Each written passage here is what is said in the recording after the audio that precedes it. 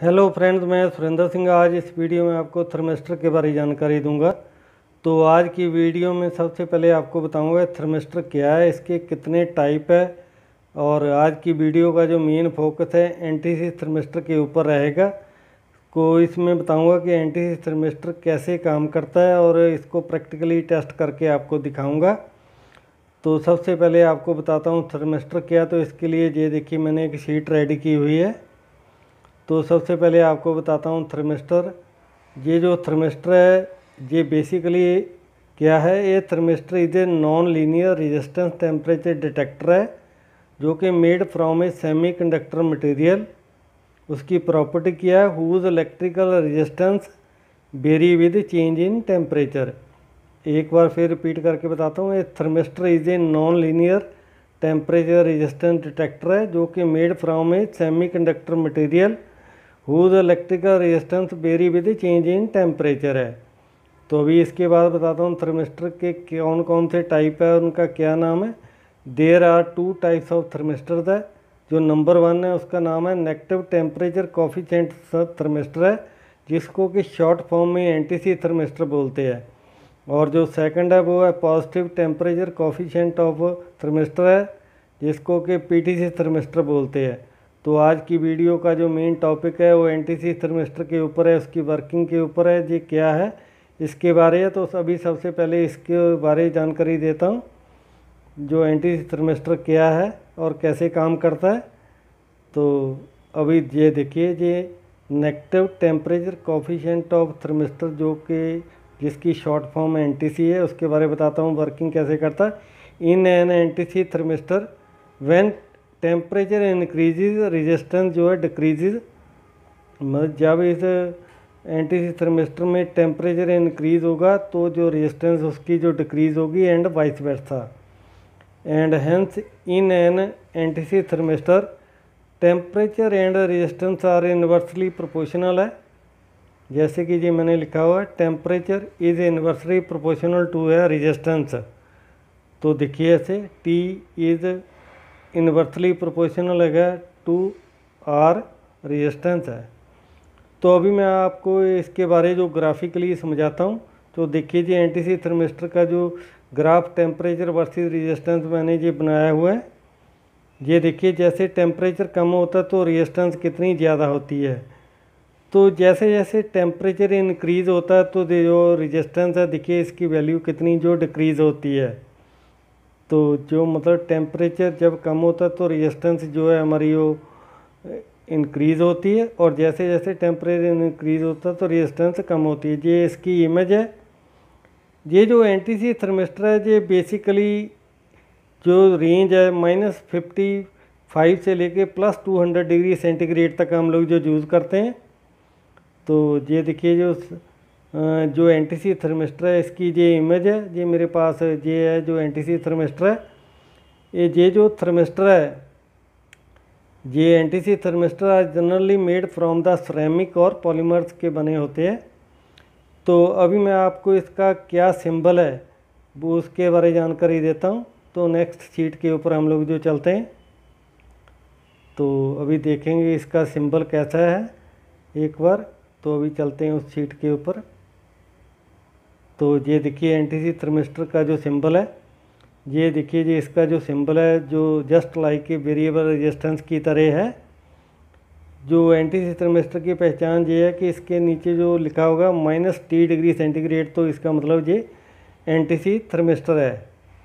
तो NTC thermistor की body है, ये देखिए मेरे पास एक एनटीसी थर्मिस्टर है, इसकी जो बॉडी है उसके ऊपर लिखा हुआ जो मैं रीड करने के बारे में बताता हूँ कैसे करते हैं। जी एनटीसी 10D-15 लिखा हुआ है, इसका मीनिंग क्या है अभी बताता हूँ। ये देखिए मैंने लिखा हुआ है एनटीसी 10D-15 है। तो अभी इसका क्या मीनिंग है अभी आपको जानकारी देता हूँ।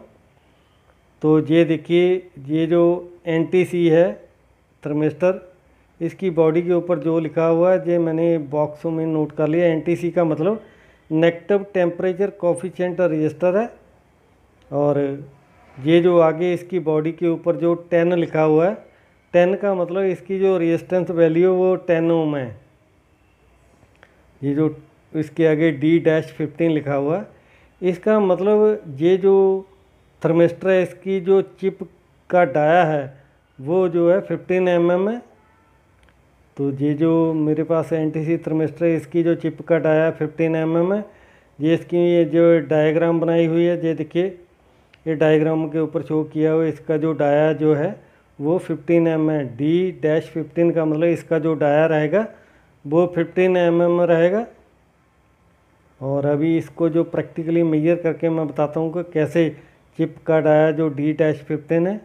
तो देखिए जी मेरे पास जो चिप है ये 10D-15 है। तो D-15 का मतलब इसका जो डाया 15 है। अभी स्केल की हेल्प से इसका जो डाया चेक करेंगे। तो ये देखिए इसका डाया जो है जो मेजर कर रहे हैं, जो देखिए इसका जो डाया 15 mm है। तो D-15 का मतलब इसका जो डाया चिपका है वो 15 mm है। तो इस प्रकार हम लोग जो चेक कर सकते हैं यदि इसकी बॉडी के ऊपर नहीं लिखा हुआ